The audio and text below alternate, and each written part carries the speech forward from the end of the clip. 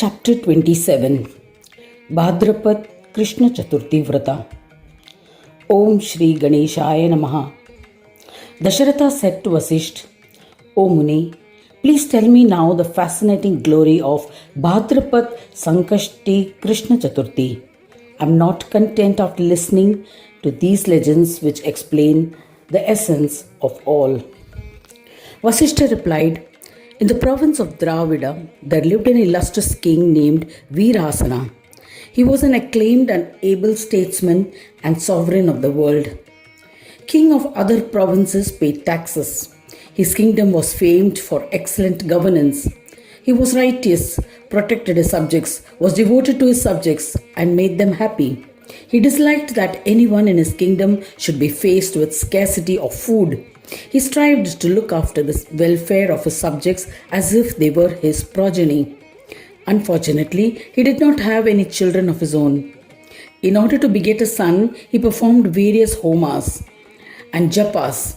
He conducted pilgrimage. Unfortunately, he was not blessed with a child over the years. He was disheartened and renounced his kingdom and went to a forest with his wife. They wandered in the dense forest.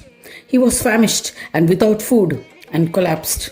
Just then the eminent Rishi Sumantu, a Vedic scholar, was gathering sacrificial firewood for his yajna fire. Seeing the helpless king, he felt compassion. The king saw Rishi Sumantu, a disciple of Vyasa, well versed in Vedas, Vedangas, an authority on Shastras and Puranas, and a powerful Mahayogi. On seeing him, the king stood up with great difficulty and with his wife paid obeisance. With palms joined in reverence, Sena bowed to him with devotion. He said to the Pandit, with the darshan of your feet today, my karma, birth, parents, lineage, accomplishments, knowledge, vratas, and other deeds have all been blessed. I had renounced my kingdom and came to the forest as I am desirous of begetting a son. I am a sinner. Yet, as a result of some earlier merits, I have been blessed by your darshan. O eminent one, despite all my efforts, I have not been blessed with a son. Your mercy appears to be the only happy solution at this juncture. Vasishtha continued the narration to Dasharatha by saying that on hearing the words of the king, Sumantu Muni was satisfied and said, O king, do not worry. You will definitely be blessed with a son who will be the savior of your clan. There is not an iota of doubt about it. O ignorant king, you have not realized that the great Chaturthi Vrata was not observed in your kingdom. Hence you are childless. The Vrata should be observed before the commencement of any deed or any other Vrata, as it is the bestower of all four types of prosperity. If the Chaturthi Vrata is not observed, you will not attain success in those deeds. You had performed various meritorious deeds. This was acknowledged by all, yet you had not observed the Chaturthi Vrata and hence was deprived of the fourfold prosperity. After saying this, he explained the importance and glory of Chaturthi Vrata and imparted the knowledge of Ganesh. Veerasena said devotedly, O Brahmin, please preach the knowledge of Ganesha, whose Vrata is to be observed for acquiring the fourfold prosperity. I shall worship him regularly. Sumantu explained to him, O king, no one is capable of describing all the aspects of Ganesha, yet I shall be happy to elucidate some aspects of this knowledge which also bestows everything. He continued, let me recount my own experience. I had attained powers by performing penance. This made me powerful on this entire earth. I gained the powers of casting a curse or bestowing a grace. Due to the highest austerities, I attained the transcendental ability of inward knowledge, Antarjnana. I was amazed. I attained the knowledge of the Supreme Brahma. I entered Jada and other states, yogic states attained by ascetics, and began to reside in the various forms of Brahma. By the powers attained through penance, I progressed step by step and finally attained Swananda. I became immersed in peace and happiness. Despite this, I became disturbed when I experienced the differentiated state of dualities. Therefore, I humbly approached Mahamuni Vyas and asked him about the path of benevolence. I paid him respects and asked him, O Mahamuni, I am your humble disciple. Please redeem me from this ocean of samsara. Please advise me about the path of peace acquired in the state of divinity. He was pleased and imparted the Ganesh Dana, which is the means to attain bliss.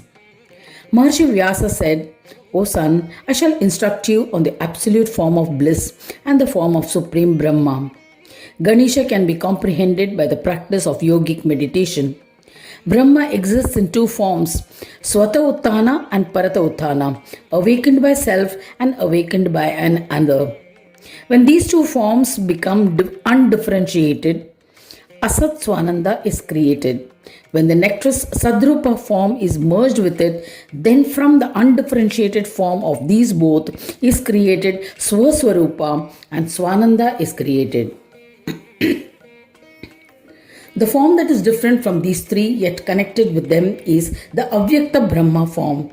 The state that arises out of the union of these four forms is the state of Swananda Brahma. When these five forms of Brahma are in a state of disjunction, they are the Ayoga forms. These forms do not do anything and are called Gatihina in that state. There is no connection amongst these forms. A learned must always remember that Ganesha is the union of Sanyoga and Ayoga forms and the bestower of peace. Gana represents a collective of every object. It is of two types, internal and external. This collective is in the form of Anna Brahma and other forms of Brahma and can be comprehended by Yoga Sadhana. Atoms are bound together to form a substance is an example of internal synthesis. When two different objects combine, it is an example of Bahya or external Sanyoga or union. The Lord of all Ganas is Ganesha. You will attain union with Brahma by his worship, there is no doubt about it. Chitta has 5 types of modifications and is known as Buddhi. Siddhi is what entices and infatuates the Chitta. The Lord of Siddhi and Buddhi is Ganesha. He conducts his divine plays with Siddhi and Buddhi in this world.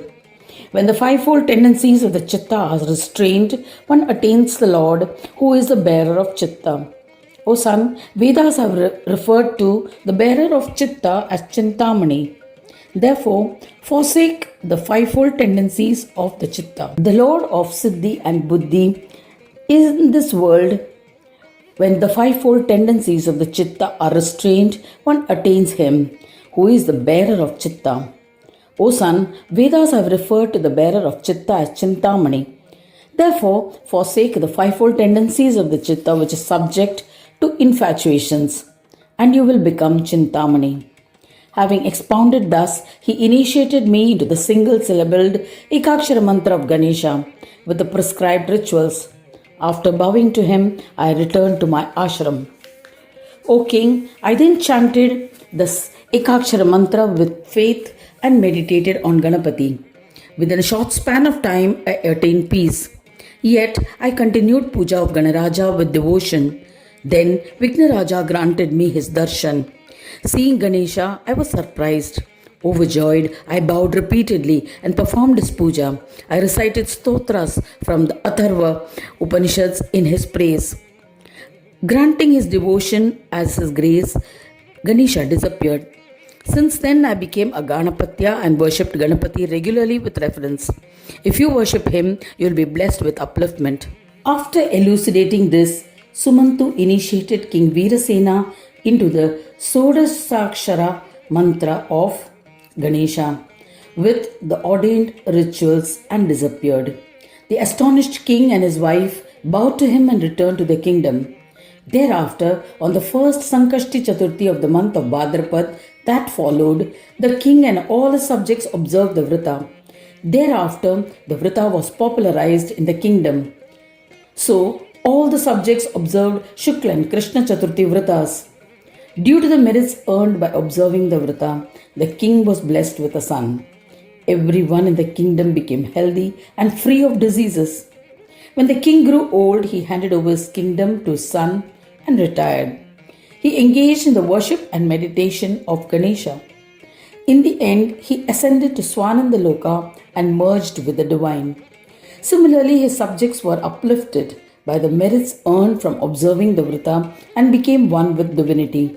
Now, O Dasharatha, listen to one more legend about Bhadrapad Sankashta Chaturthi, which will imprint the importance of this Vrata. It bestows fulfillment of all desires and is capable of destroying sins. There was a fisherman in the province of Andhra. He committed many sins. He would resort to violence and was involved in quarrels. He was greedy and would rob travelers and steal from them and would kill Brahmins and other passers-by. He would rob them and kill them. He was a womanizer and would molest them. He committed numerous sins. Enumerating his sins will unnecessarily lengthen this holy book. One day, on the Tithi of Bhadrapad Krishna Chaturthi, he had gone to the forest but did not get anything to eat for quite some time. A congregation of people had come to the jungle that day. Seeing them, he was frightened and hid in a cave. He spent the whole day in hiding. When the congregation had left, the fisherman, feeling safe, came out of the cave and went home. The fisherman was forced to fast that day. He barely managed to reach home as he was weak. At moonrise, the famished fisherman ate food with his children.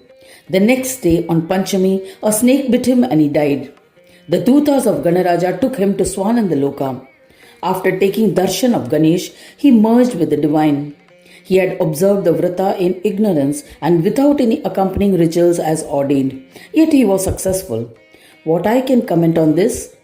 As a result of the Chaturthi Vrata, innumerable people have attained liberation.